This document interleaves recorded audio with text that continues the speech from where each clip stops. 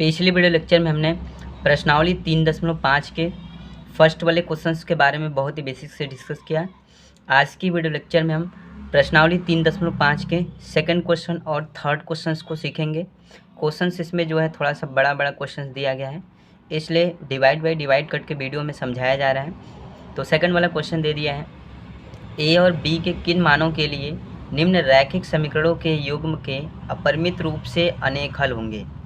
तो इस तरह से सबसे पहले अपरिमित रूप से अनेक हल होंगे, इसके लिए देखेंगे तो जो उसका फार्मूला पुट होता है और वहाँ पे जाने के लिए फार्मूला पुट करने के बाद वहाँ से ए और बी का मान निकालना है। तो इस तरह से क्वेश्चन दे दिया है, 2x + 3y के बराबर 7, a - bx + a + by के बराबर 3a + b - 2।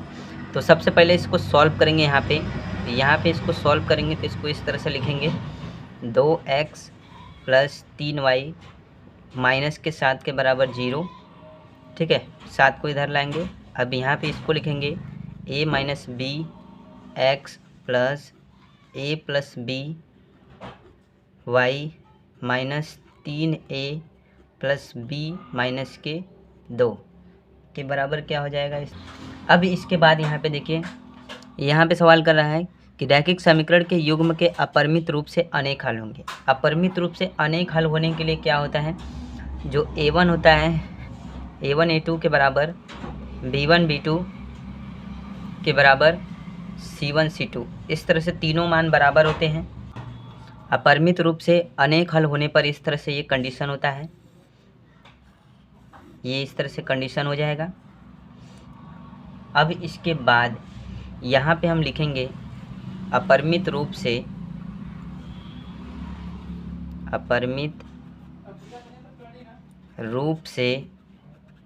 अनेक हल होने के बाद,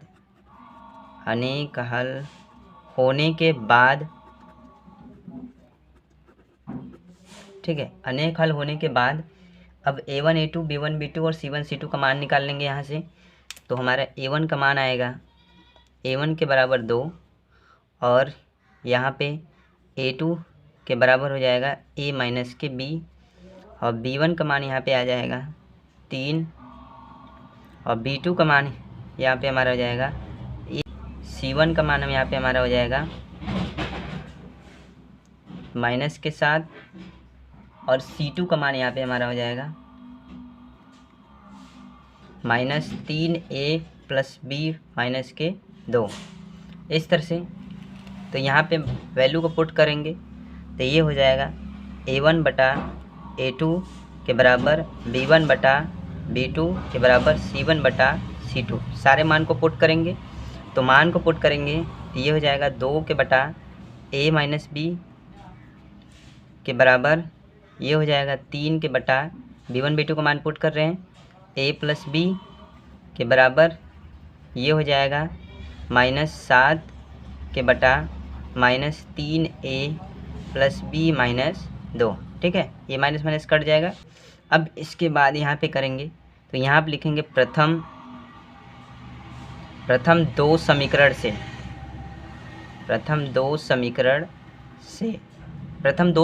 चलेंगे, मतलब फर्स्ट समीकरण सेकंड समीकरण। इसके बाद अंतिम के 2 समीकरण। देखिए, प्रथम 2 समीकरण का मतलब ये समीकरण, और इसके बाद अंतिम के 2 समीकरण का मतलब ये समीकरण और ये समीकरण। तो प्रथम 2 समीकरण से चलेंगे तो इसके मान को उठाएंगे तो यहाँ से हमें क्या मिलेगा, 2 के बटा a - b के बराबर 3 के बटा a + b, इस तरह से।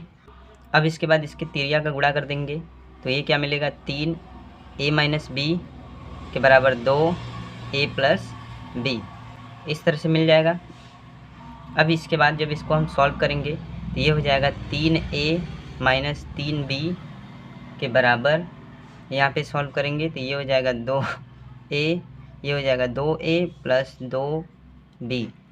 ठीक है, आगे सॉल्व करेंगे तो a वाले को पास में लाएंगे, तो a वाले को जब यहाँ पे हम पास में लाएंगे तो ये हमारा हो जाएगा 3a - 2a - 3b, और इसके बाद इधर -2b इधर आएगा तो ये हो जाएगा -2b के बराबर क्या हो जाएगा, 0। अब देखिए 3a में से 2a घटा देंगे तो ये हो जाएगा a - 5b के बराबर 0 और ये हमारा हो जाएगा समीकरण नंबर फर्स्ट। अब इसके बाद यहाँ पे लिखेंगे अंतिम के 2 समीकरण से, तो यहाँ पे लिखेंगे अंतिम के 2 समीकरण से,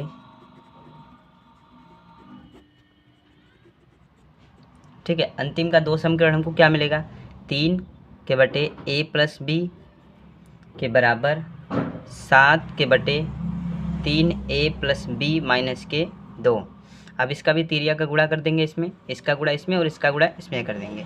तो गुणा कर देंगे तो यहाँ पे हमको ये क्या मिलेगा, इसका इसमें गुणा कर देते हैं तो यही मिलेगा 3 का इसमें, तो 3 कोष्ठक में इसको लिख देंगे 3a प्लस बी माइनस के 2 के बराबर 7 कोष्ठक में a प्लस बी। गुणा कर देंगे तो 3 त्रिक 9a प्लस 3b माइनस के 6 के बराबर 7a प्लस 7b, ठीक है। अब 6 को उधर भेजेंगे, सबको इधर लाएंगे तो ये हो जाएगा 9a माइनस के 7a, ठीक है, प्लस 3b माइनस के 7b के बराबर कितना हो जाएगा 6। ये माइनस का 6 इधर जाएगा, प्लस में 6 हो जाएगा।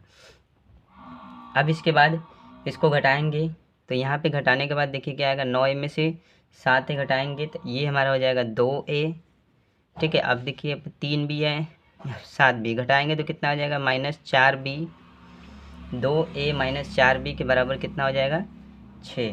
इस तरह से a माइनस 4b के बराबर यहाँ पे कितना हो जाएगा, 2 को उधर भेजेंगे तो ये इससे भाग कर लेगा तो हो जाएगा ये 3 और ये हमारा हो जाएगा समीकरण नंबर सेकंड। अब यहाँ पे लिखेंगे तो 2 समीकरण हमको मिला है, एक समीकरण हमको मिला है a माइनस 5b के बराबर 0, एक समीकरण 1। दूसरा समीकरण हमको मिला है a माइनस 2b के बराबर 3, समीकरण नंबर ये हो गया दूसरा। अब इसके बाद यहाँ पे हम निकालेंगे a1 a2 b1 b2 और c1 c2 का मान। तो a1 का मान यहाँ पे हो जाएगा 1 और a2 का मान यहाँ पे हो जाएगा 1 और b1 का मान यहाँ पे निकालेंगे तो माइनस कितना हो जाएगा 5 और b2 का मान निकालेंगे तो माइनस कितना हो जाएगा 2। c1 का मान यहाँ पे निकालेंगे तो 0 और c2 का मान यहाँ पे हम निकालेंगे तो ये हो जाएगा माइनस के 3। इस तरह से हो जाएगा, क्योंकि ये 3 इधर आएगा तो माइनस के 3 हो जाएगा।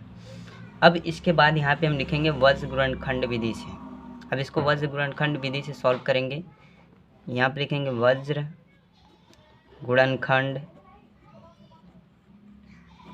विधि द्वारा। तो वज्र गुणनखंड विधि का फार्मूला यहाँ पे देखेंगे तो जो वज्र गुणनखंड विधि का जो फार्मूला होता है वो फार्मूला होता है यहाँ पे b1 के बटा b2 के बराबर c1 के बटा c2 के बराबर a1 के बटा a2 के बराबर b1 के बटा b2, ठीक है। इस तरह से ये इसका फार्मूला होता है।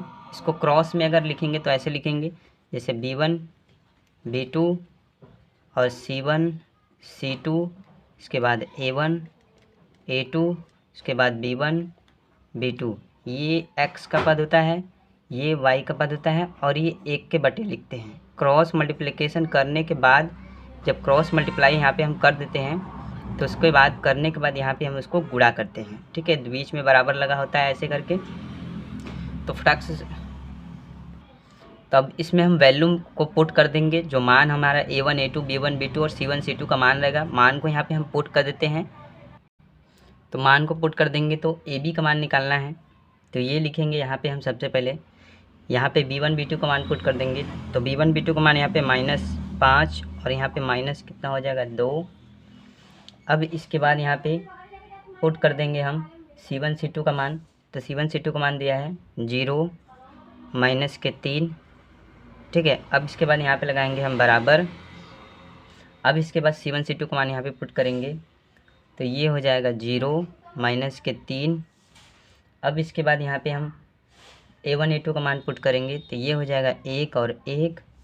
अब इसके बाद यहाँ पे लिखेंगे हम बराबर, ठीक है। बराबर लिखने के बाद अब इसके बाद यहाँ पे हम पुट करेंगे a1 a2 का मान, तो 1 के बटा मतलब 1 हो जाएगा। और इसके बाद b1 b2 का मान यहाँ पे पुट करेंगे तो ये हो जाएगा -5 और 2।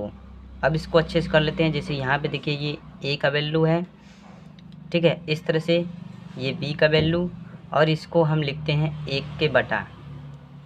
अब इसको तिरिया का गुणा करके हम घटाएंगे, जैसे 3 × 5 = 15, ये हो जाएगा हमारा 15 और 2 का गुणा 0 में करेंगे तो 0।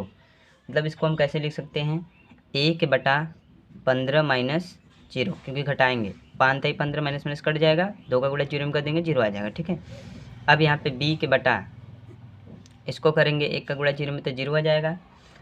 ठीक है, अब यहाँ पे देखिए 3 का गुणा 1 में करेंगे 3, तो ये हो जाएगा 0 + 3 के बराबर यहाँ पे हो जाएगा 1 के बटा, इसका भी गुणा कर देंगे तो ये हो जाएगा 2 × 1 = 2 और यहाँ पे 1 × 5 = 5, मतलब इसको कर देंगे तो ये हो जाएगा -2 और +5।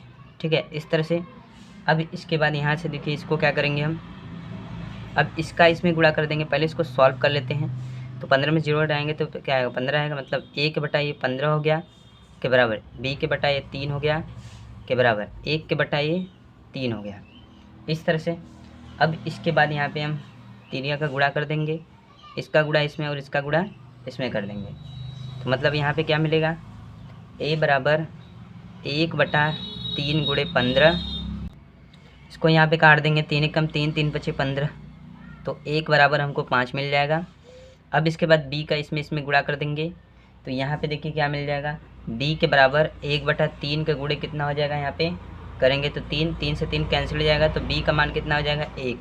तो इस तरह से मान हमारा a का मान 5 आ जाएगा और इसके बाद b का मान हमारा 1 आ जाएगा। और इस तरह से इसको सॉल्व करेंगे।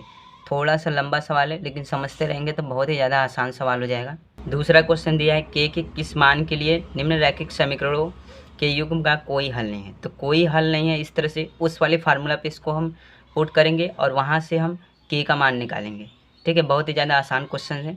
और थोड़ा सा तीसरे क्वेश्चन की तरफ चलते हैं, जो निम्नलिखित समीकरणों के युग्म प्रतिस्थापन व वज्र गुणनखंड विधियों द्वारा हल कीजिए। अभी जो मैंने पीछे क्वेश्चन बताया, प्रतिस्थापन विधि और वज्र गुणनखंड विधि दोनों से हल करना है, तो ये क्वेश्चन सिंपल है, आप करिएगा। हम क्वेश्चन नंबर दूसरा के किस मान के लिए ये वाला क्वेश्चन बताते हैं। तो इस तरह से हमारा क्वेश्चन दे दिया है, 3x + y के बराबर 1, 2k - 1x + k - 1y के बराबर 2k + 1, इस तरह से दिया है। और k के किस मान के लिए रैखिक समीकरण का कोई हल नहीं होगा। तो यहाँ पे सबसे पहले हम लिखेंगे कि कोई हल न होने पर, कोई हल न होने पर, कोई हल न होने पर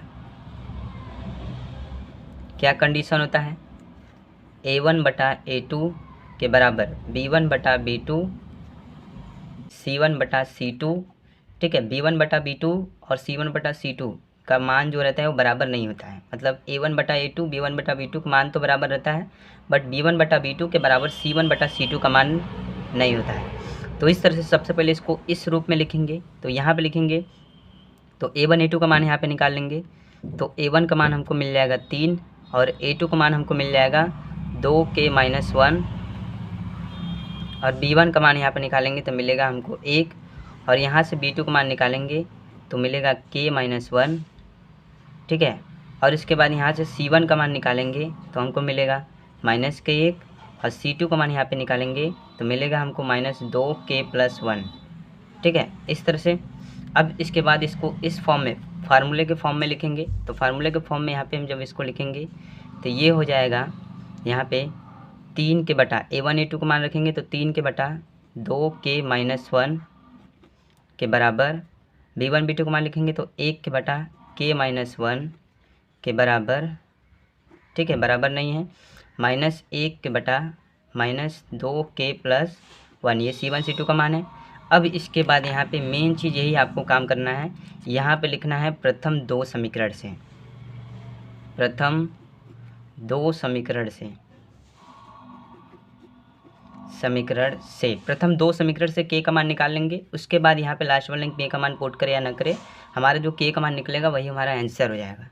तो प्रथम दो समीकरण लेंगे तो हमको मिलेगा 3 के बटा k - 1, इस तरह से।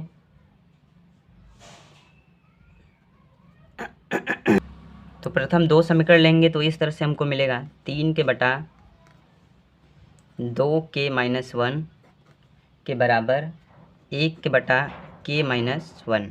अब तिरिया का गुणा कर लेंगे तो इसका गुणा इसमें कर देंगे तो ये हो जाएगा 3k - 1 के बराबर 1 का गुणा इसमें कर देंगे तो ये हो जाएगा 1 2 के -1। 3 का गुणा इसमें कर देंगे तो 3 के -3 के बराबर 1 का गुणा इसमें करेंगे तो 2 के -1 ही आएगा। के को इधर लाएंगे तो ये हो जाएगा 3 के -2 के बराबर ये -1 इधर ही रहेगा, इधर आएगा तो ये प्लस में 3 हो जाएगा। इसको घटाएंगे तो ये हो जाएगा के बराबर, इसको घटाएंगे तो ये हो जाएगा 2। मतलब के का मान 2 के लिए जो समीकरण होगा उसका कोई हल नहीं होगा। तो यहाँ पे हम लिखेंगे नोट में इसको, के बराबर 2 होने पर, के बराबर 2 होने पर समीकरण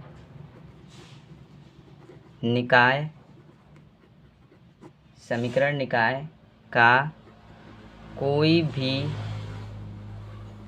हल नहीं है। और इस तरह से ये हमारा सॉल्व हो जाएगा।